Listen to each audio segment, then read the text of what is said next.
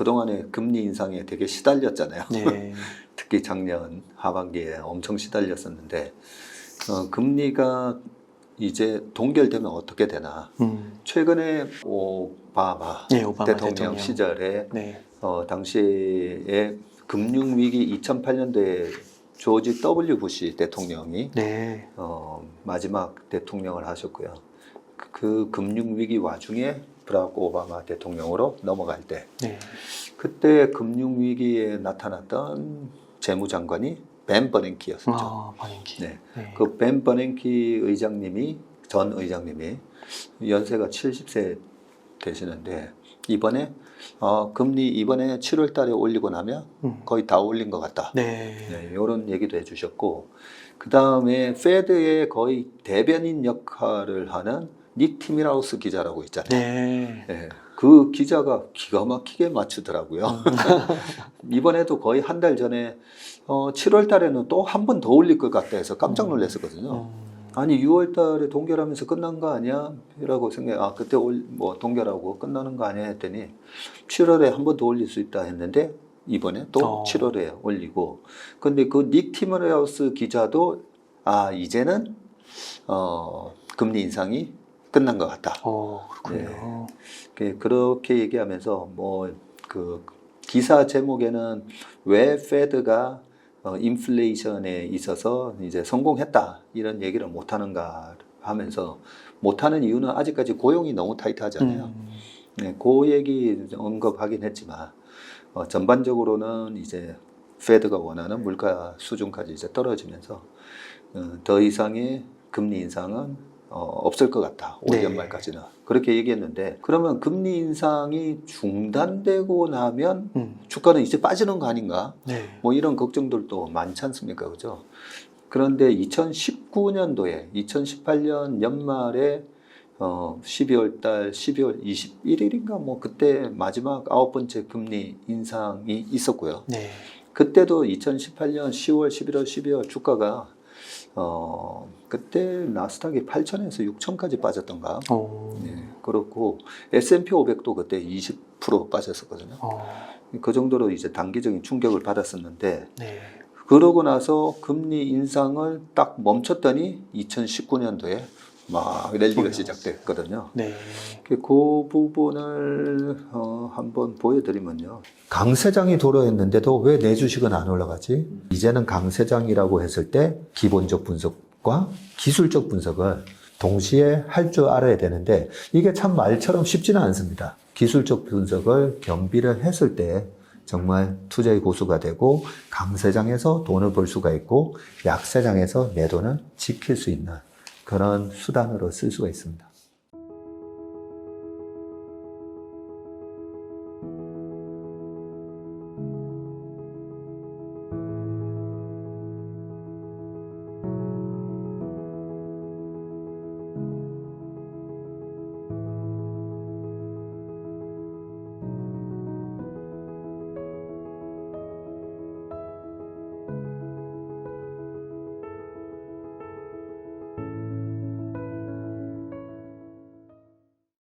이때 파란색 박스가 금리 인상을 멈췄을 때인데 지금 보시면 밑에 이게 페드의 정책 금리거든요. 네. 요 12월 달에 마지막 올릴 때 네. 이때 스트레스를 받으면서 나스닥이 8천에서 6천까지 빠져. 8천에서 6천까지 갔으니까 25% 빠진 거잖아요. 네. 그렇죠?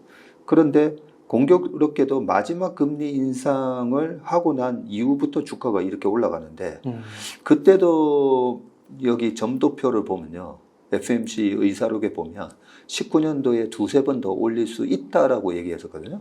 근데 안 올리니까 이렇게 주가가 많이 올라갔어요. 네. 어느 정도까지 올라갔냐면 6,100에서 전고점 8,000까지 전고점까지 가버렸어요.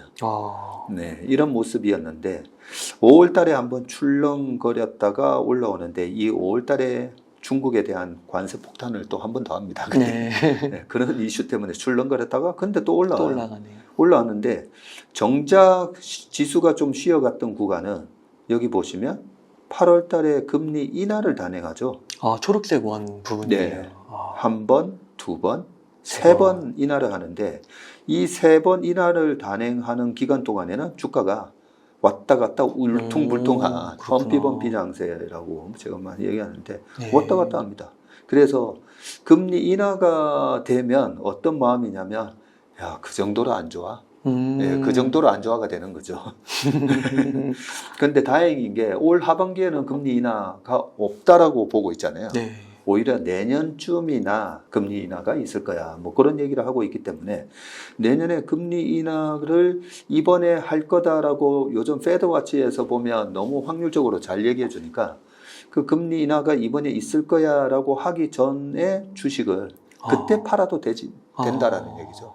네. 네, 그래서 이번에 7월 26일 날 목요일 새벽자로 이제 금리 인상이 마지막 단행되면 5.5%가 되고 네. 그러고 나서 오히려 주가는 조금 더 세게 갈 수가 있고 2019년도에도 경기나 뭐나 다 안 좋았어요. 이때 그렇군요. 계속 미중 무역 분쟁 갈등이 있었고요. 네, 그런 상황에서도 전고점까지 회복을 했다는 거죠. 이걸 좀 기억을 해둘 필요가 있을 것 같습니다. 금리 인하를 단행했던 게 네. 그러면 요때 당시에 세 번 인하했었잖아요. 네. 세 번 인하했는데 세 번째는 또 주가가 막 이래 올라갔었어요. 그러네요. 2.25에서 2.5, 2.5, 0.25, 0.25, 0.25에서 다시 1.5를 만들어 놨는데 네. 세 번째 금리 인하했을 때는 오히려 충격이 없이 계속 올라갔잖아요. 네. 그 왜 올라갔냐면 미중 무역 분쟁 갈등에 드디어 합의가 이루어지는 얘기들이 오갑니다. 네. 네, 그 얘기들이 오가면서 2019년 11월 달에 있을 예정이었던 칠레 에이펙 회담에서 트럼프랑 네. 시진핑이 만나서 드디어 합의를 할 거다. 그러면서 그 전에 사전 작업이 이루어져요. 그 사전 작업이 이루어지는 얘기가 10월 달부터 막 얘기가 나오고요. 네. 그러면서 금리 인하를 단행했음에도 불구하고 조만간에 미중 무역 분쟁 갈등에 대한 봉합이 이루어지면서 이제는 1년 반 스트레스 받았던 도대체 중국에다가 투자를 해도 되는 거야 안 되는 거야 라는 불확실성이 해소되면서 주가가 올라갔다라고 보면 되고요. 실제로 그때 사진을 제가 가져왔는데요. 2019년 12월 14일 날 미중 1단계 무역 합의가 이루어집니다. 네. 구체적인 내용은 점점점 하면서 농산품을 더 사라는 트럼프의 압박이 먹혔다라고 하면서 그때 사전 작업이 이루어지고 그 다음 1월 달에 이제 최종 발표를 하는데 지난해 12월 15일부터 시행 계획이었던 1,600억 달러 규모에 대한 관세 부과를 철회한다. 라는 발표가 나오고 이런 발표를 앞두고 이제 주가가 막 올라가고요. 그리고 중국에서는 4개 부문에서 향후 2년간 2천억 달러 제품을 구매하겠다.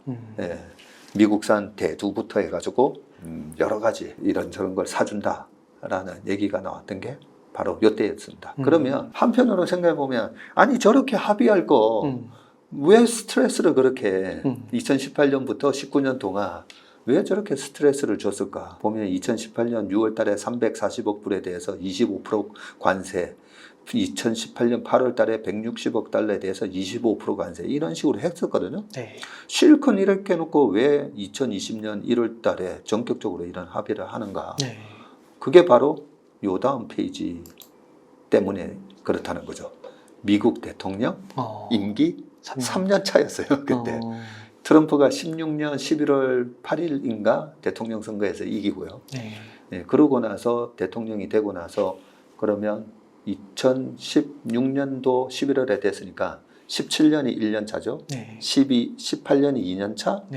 그리고 19년이었는데 근데 지금 보시는 표를 보면 1948년부터 2008년 미국 대통령 임기와 연평균 주가 상승률이거든요.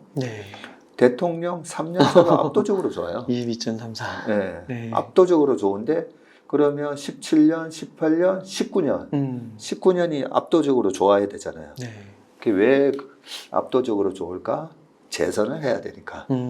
정치적으로 이렇게 경제조차도 인위적으로 약간 조작을 한다는 거죠. 에이 설마 그걸 그 미국 경제를 그렇게 인위적으로 조작을 할 수 있을까? 그 바로 옆에 표를 보시면요.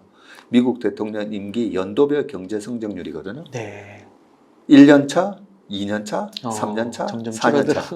2년 차가 제일 안 좋아요. 네. 2년 차를 꾹 눌러놨다가 3년 차, 4년 차에 이렇게 가는 거군요. 인위적으로 한다는 거죠. 왜냐하면 재선해야 되니까. 아, 그런데 재선해야 되는데 경제를 어떻게 보면 1년, 2년, 3년, 4년 연속 경제가 계속 좋을 수는 없잖아요. 그러니까 2년 차에 꾹 눌러놨다가 3, 4년 차에 드라마틱하게 확 살려가지고 기억을 좋게 만드는. 네, 기억을 좋게. 그런 이슈 때문에도 바로 보시면 좀 전에 2019년 이 모양이 네. 2018년도에 금리도 9번 올리고 중국에 대한 관세 폭탄을 때리면서 이렇게 주가를 일부러 인위적으로 눌렀다라고 저는 생각을 해요. 네. 그러고 나서 이렇게 올라가고 네. 요때 당시에 트럼프가 2020년 초까지요. 네. 주식 시장에 대한 얘기를 트위터에서 엄청나게 얘기합니다. 네. 자기가 당선되고 난 이후로 지금 뭐 신고가가 나오고 있고 주식 시장이 얼마가 올랐고 막 그런 자랑을 엄청 하거든요. 네. 그 자랑을 계속 하면서 2020년 11월 대선 때까지 끌고 가려고 했었었죠. 아, 네. 근데 코로나가 터지는 바람에 터져가지고. 우리가 완전히 도로묵 됐다고 그러죠. 아, 그래서 제가 네. 올해 미친 사람처럼 네. 올해 시장 좋다라고 막 네. 얘기했던 이유가 그때는 이제 말로만 설명을 드렸었는데 오늘은 이제 표를 가져와서 지금 설명을 드리는 게 이렇게 통계적으로 대통령 3년 차가 압도적으로 22.34%나 나올 정도로 미국 평균 주가 수익률이 한 10%라면 네. 2배나 되잖아요. 아, 압도적으로 좋았다는 걸 말씀드리고 그러면 올해 지금 S&P 500이 얼마 올랐냐? 지금 18.6% 네. 올랐잖아요. 나스닥은 30% 넘기고. 나스닥은 30% 이상 올랐고 네. 네. 필라델피아 반도체 지수는 거의 뭐 50% 가까이 오르고 엔비디아 뭐 다 난리 났잖아요. 네. 그래서 우리가 약간은 통계적으로 미국의 정치 시스템을 좀 이해를 할 필요가 있고요. 미국 정치 시스템에 우리나라 시장도 영향을 되게 많이 받습니다. 네. 예. 미국이 뭐 요즘은 미국이 기침하면 우리가 독감 걸리는 수준은 아니지만 미국의 인위적인 이런 경제에 대한 그런 눌림과 부양시키는 이런 정책에 되게 영향을 많이 받죠. 사실 우리나라 주식하고 미국 주식하고는 약간 성격이 다르잖아요. 네. 그래서 다른 전략으로 가는 게 맞긴 맞는데 최근에 이제 쏠림 현상이 심한 거는 또 비슷해요. 네. 네, 비슷한데 이번에 매그니피선트라고 하는 뭐 이 빅테크 한 7종목에 대한 쏠림 현상이 되게 심하지 않습니까? 네. 그죠? 이번에는 왜 이렇게 주식 시장이 얘네들만 가는 거야? 뭐 이런 수가 있는데 실질적으로 보면 코로나 때는 네. 빵 다음에 그 다음에 마가 뭐 이랬지. 그때도 그랬어요. 네. 네, 그때도 그랬었고요. 그 전에도 어떠셨나 그러네요. 보면 뭐 2009년, 10년, 11년 그때도 금융위기 있고 나서 2009년도에는 테슬라 140%, 아마존 170%. 뭐 그렇게 주가가 올랐기 때문에 항상 제가 위기가 오면 거기서 뭐 개별 종목 조그만 것들 사는 게 아니라 지난 연말부터 올해 상반기까지 내내 했던 얘기가 명품 기업, 대체 불가능한 제품을 만드는 핵심 우량 기업을 사세요라고 말씀드렸던 게 주가가 올라가는 그 논리와 원리가 위기가 오기 때문에 위기에 견딜 수 있는 기업을 사는 거거든요. 네. 근데 위기가 왔는데 어떤 위기냐? 금리가 되게 높았잖아요. 네. 금리가 높았는데 테슬라도 그렇고 네. 애플도 그렇고 엄청난 현금을 갖추고 있죠. 네. 버크셔 해스웨이도 최근에 52주 신고가 또 나오고 있거든요. 아. 작년에 많이 빠지지도 않았는데 올 연초 이후 13% 이상 지금 올라가면서 신고가가 나오고 있는데 100조라는 또 현금을 들고 있잖아요. 현금을 잔뜩 들고 있으니까 완전 이제 갑에 위친 거죠. 골라서 이자율 높은 데다가 투자를 하면 되니까 그런 차원에서 이번에 금리가 높아 그런 스트레스를 받았는데 오히려 현금이 든든하게 있는 그런 빅테크 기업들 위주로 올라갈 수밖에 없고 위기가 오면 올수록 말씀드렸잖아요. 체력이 약한 기업이 망하는 거라고요. 체력이 약한 기업이 망하다 보니까 주식은 미래에 한 10년치의 현금 흐름을 땡겨오는데 경쟁자들이 죽은 것까지 다 미래의 현금이 더 그 목까지 들어올 거다라는 걸 반영하면서 주가가 올라가기 때문에 네. 그런 차원에서 미국의 빅테크 기업들이 쏠림 현상이 심하면서 올라갔다라고 설명을 드릴 수가 있고 우리나라도 마찬가지죠. 최근에 우리나라도 최근에 보면 올해 내내 아니 왜 이런 주식들이 계속 올라요 하는데 전부 다 실적 모멘텀이었잖아요. 네. 경기가 안 좋다고 했는데 이런 장에 실적이 나오는 기업들 중심으로 쏠림 현상이 있으면서 올라간 논리가 경기가 안 좋은데 이렇게 성장이 나오는 기업 중심으로 주가는 올랐다. 그러면 내년까지 만약 좋게 보시면 이런 빅테크들도 계속 좋을 수가 있는 건가요? 근데 네, 좋은 질문에 주셨는데 네. 항상 우리가 주식 투자를 할 때 위기 상황에서는 초우량 기업을 사야 되고요. 네. 그러면 코로나 이후에 2021년 11월까지 미국의 주가가 계속 올랐었잖아요. 네. 계속 올라가면서 뭘 해야 되냐면 밸류에이션을 체크해야 되는데 코로나 때 주가가 많이 빠졌을 때도 밸류에이션 체크를 했었어야 되고요. 네. 왜냐하면 너무 싸니까. 초우량 기업을 싸게 살 수 있는 기회를 줬으니까. 하지만 주식은 이렇게 작년과 같은 상황에 초우량 기업이 70%씩 빠졌잖아요. 네. 그게 왜 빠졌겠어요? 비싼데 금리도 올라가고 불황 온다니까 주가는 언제든지 빠질 수 있는데 그러면 작년에 안 빠진 주식들도 있었죠. 네. 어떤 주식들이 안 빠졌죠? 다우에 있는 네. 헬스케어, 필수 소비재 네. 이게 안 빠졌죠. 네. 미국의 헬스케어는 필수 소비재랑 마찬가지예요. 네. 왜냐하면 경기가 불황이라도 어차피 거기는 필수적으로 소비를 해야 되니까. 그런 기업들은 작년에 뭐 플러스 막 났었죠, 오히려. 그런 모습이 났는데, 여기서 이제 말씀드릴 게 작년에도 빅테크는 70% 빠졌는데 분명히 오른 주식이 있었는데 그 오른 주식이 뭐냐면 방어주였다는 거죠. 네. 그러면 재작년에는 방어주를 하는 게 맞았냐? 아니죠. 코로나 때부터 재작년까지 올라올 때는 빅테크를 했어야 되죠. 네. 여기서 이제 우리가 생각해야 되는 개념이 바로 공격과 수비 네. 개념이거든요. 주식으로 저 사람 참 주식 잘하는데 저 사람은 왜 30년 동안 돈을 못 모았을까? 그런 분들 제 주변에 되게 많아요. 네. 올라가는 장에 주식 되게 잘해요. 네. 근데 가만 보면 수비 개념이 없어요. 아. 제 주변에 되게 많아요. 네. 올라갈 때는 거의 킹이에요, 킹. 강세장에서 올라갈 때 보면 압도적인 수익을 막 내요. 네. 근데 그런 분들이 왜 주식으로 저분은 왜 돈을 못 모았지? 왜 주식으로 돈 벌어서 집을 못 샀을까? 네. 보면 계속 공격, 네. 계속 공격하고 수비를 해야 되는 수비 개념이 없어요. 네. 그럼 그 수비 개념이 뭐냐? 지금 너무 비싼 거 아니야? 너무 비싸면 팔아야 되는데 너무 비싸면 피터 린치도 그 얘기했어요. 애매하고 살 게 없으면 현금을 가져가라고. 네. 최근에 다우가 11일 연속 상승을 네. 했어요. 그럼 이런 현상은 왜 일어나는가 보면 올해는 나스닥 중심으로 랠리였었잖아요. 작년에 반도체 지수가 48% 빠졌거든요. 네. 50% 빠졌어요.